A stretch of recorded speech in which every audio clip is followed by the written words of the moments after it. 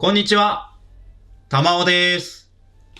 今日のジャンク品は、こちらになります。この状態で届きました。では早速開けていきます。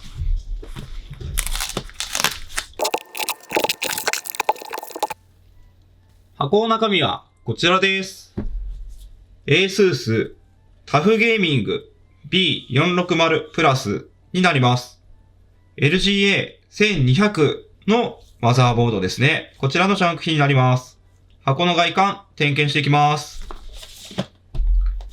テックインノの保証書が貼ってあります。箱の外観は綺麗です。開けていきます。取扱説明書です。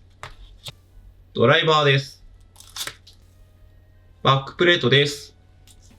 SATA ケーブルです。ステッカーに謎のカードです。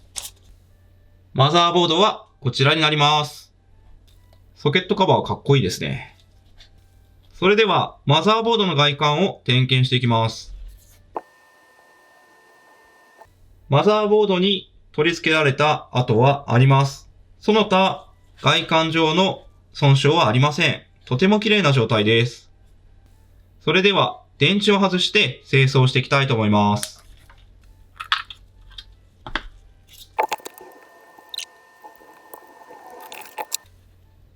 清掃が終わりました。一箇所気づいたんですけれども、表面の塗装が剥がれていて、中のパターンが剥き出しになっています。後でタッチペンしておきます。それではマザーボードをつけていきます。電池の状態を確認します。電池は満タンです。ソケットの状態を確認していきます。ソケットの状態がこちらになります。拡大していきます。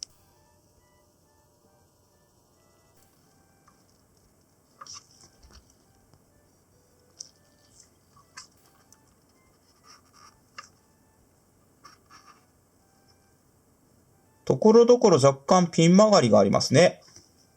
こちらですね。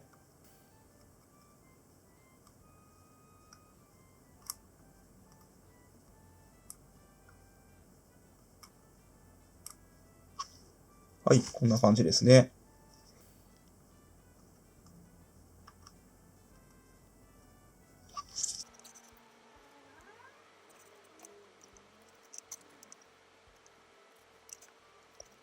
あと一箇所、こちらも気になりますね。ここはちょっと頭が潰れているようです。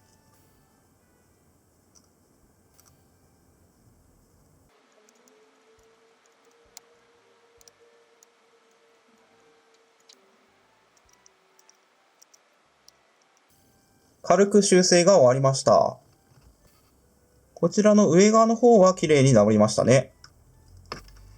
こちらの下側の方、少しですね、ピンの頭が変形しちゃってるので、いまいちなんですが、とりあえずこのまま起動できるか確認します。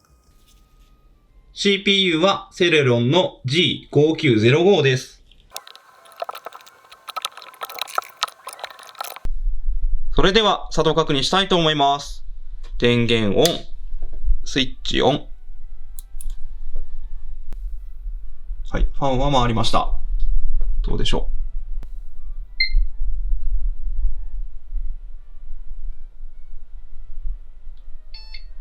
はい、来ましたね。というわけで起動は確認ができました。ピン曲がりはですね、以上で修理は完了しました。実はもっとピン曲がりしてるかなと思ってて、たまおですね、まだ LGA1200 のソケット交換したことないんですよね。で、最近ですね、動画のコメント欄や Twitter の方で、ソケット交換したいんだけれども失敗したんだよねっていうようなコメントもいただくんですけれども、今回はですね、細かい部分をしっかり説明していきたいなと思いますので、よろしくお願いします。それではソケットカバー、ヒートシンク、マザボ足取っていきます。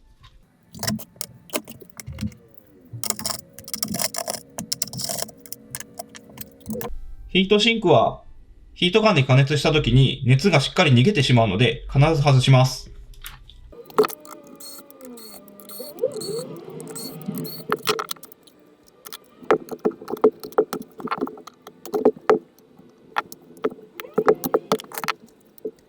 次に金属製のスペーサーをつけていきます。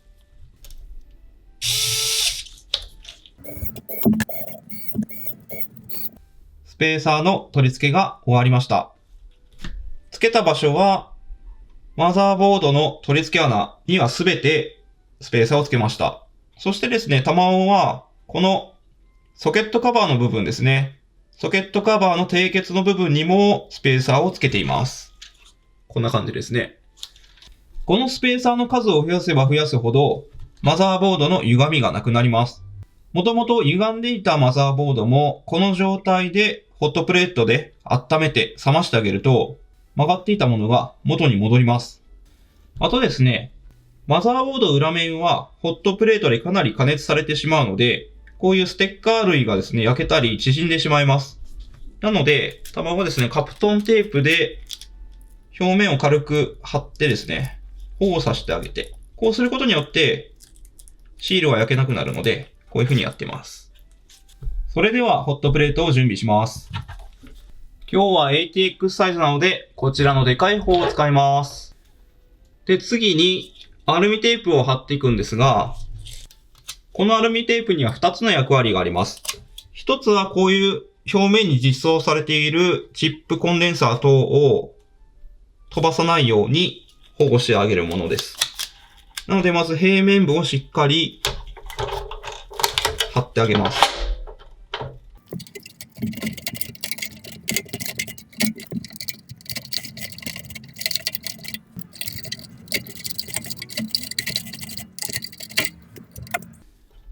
このようにアルミテープをしっかり四方で囲んで表面のチップを飛ばさないようにするということと、あとはこちらに電解コンデンサーがいるので、電解コンデンサーは非常に熱に弱いです。なのでこちらを遮熱してあげるという役割なんですけれども、あともう一つなんですが、しっかりこういう風に壁を立ち上げてあげる必要があります。これをやらないと温度が上がりません。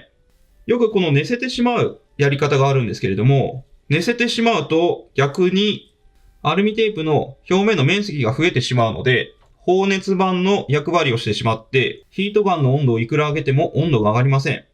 必ず立ち上げて囲って遮熱させるようにするとうまくいきます。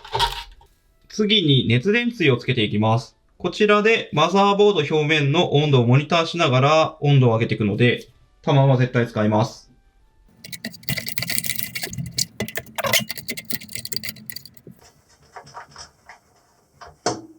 ジュイン。山善のホットプレートで230度で加熱しています。フラックスを塗っていきます。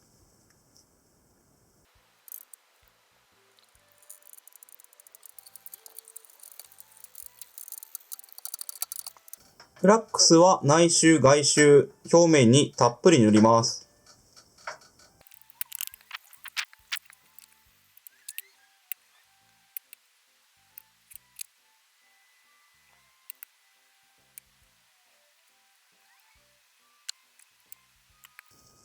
追いフラックスします。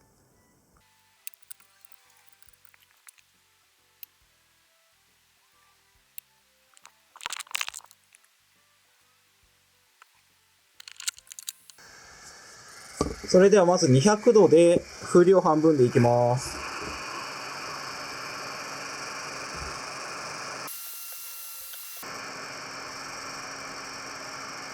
まずはソケット全体を温めるような感じで加熱していきます。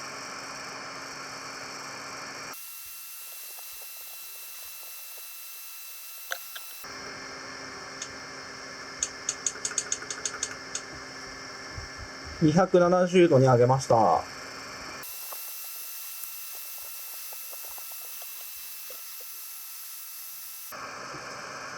風量を上げます。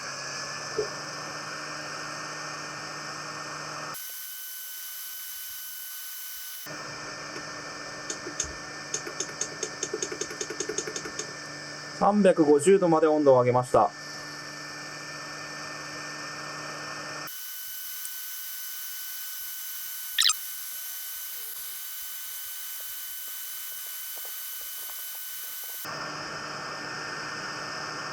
はい、230度になりましたので、プルプルするか確認します。プルプルしました。折ります。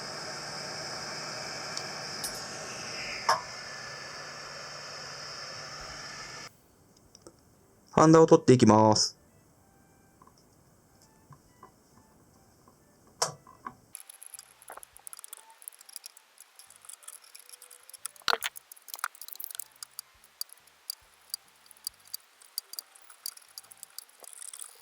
コンデンサーのズレを直しましたので、冷やしていきます。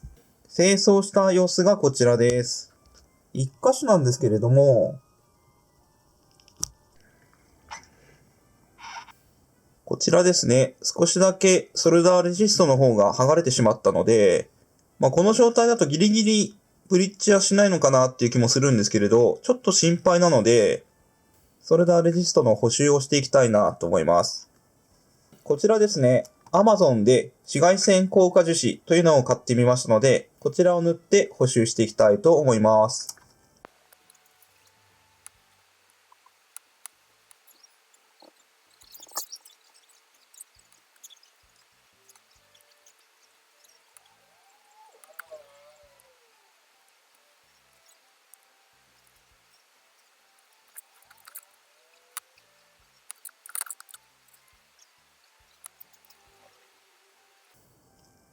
はい。それでは塗布が終わりましたので、紫外線を当てていきたいと思います。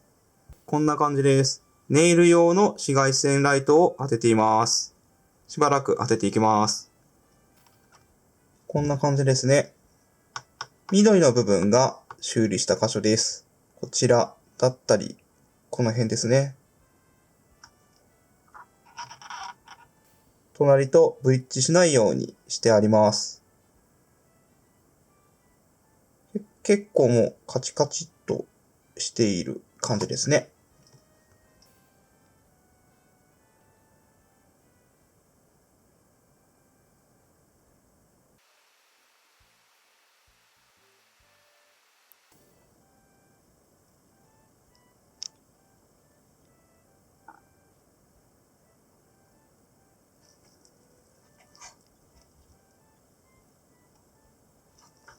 それでは加熱していきます。ジュイーン。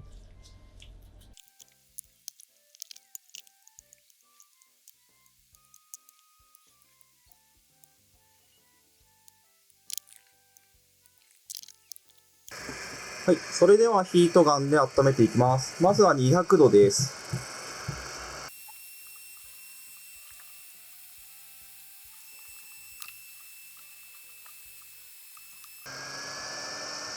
はい。風量を上げていきます。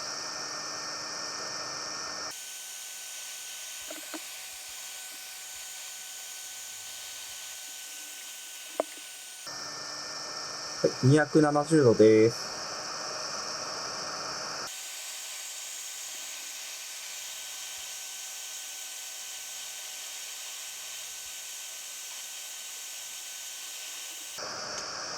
350度です。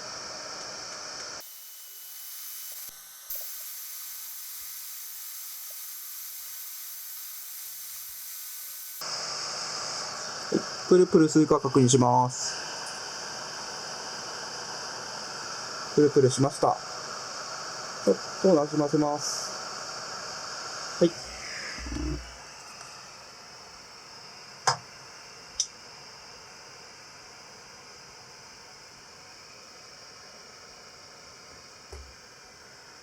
プルプルしましたので、冷ましていきます。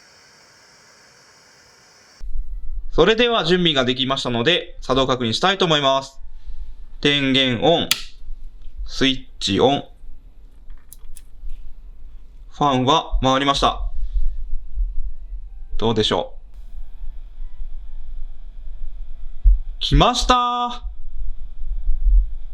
OS もしっかりインストールすることができました。Windows のライセンスは入っていませんでした。LGA1200 ソケット交換成功です。本日作業に使用したものはこちらです。LGA1200 のソケット。あとですね、基板の補修に使った紫外線効果樹脂ですね。こちら。ネイル用の紫外線ライト。あとはですね、最近ずっと使ってるんですけれども、シャープペンシルの先に針を仕込んだもの。こんなのも使っています。今回ですね、LGA1200 のソケット交換をして、で、基板の補修も成功して、一通りソケット交換もできるようになったんじゃないかなと思います。あとですね、たまおのツイッター見ていただいている方は知ってるかと思うんですが、このプレヒートプレートでもソケット交換1回試しました。で、交換はできました。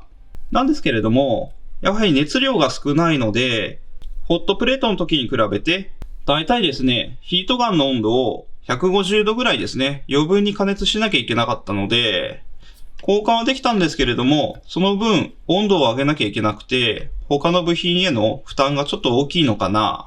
あとは難易度が少し高くなるのかな、というふうに感じました。たまそこまで腕がないので、ソケット交換の場合は、ホットプレートを使おうかなと思ってます。なんですけれども、こちらも結構便利なので、ちっちゃい部品の場合には、こちらを使いたいなというふうに思っています。本日の動画は以上となります。ご視聴ありがとうございました。よかったなと思った方はチャンネル登録してくれると嬉しいです。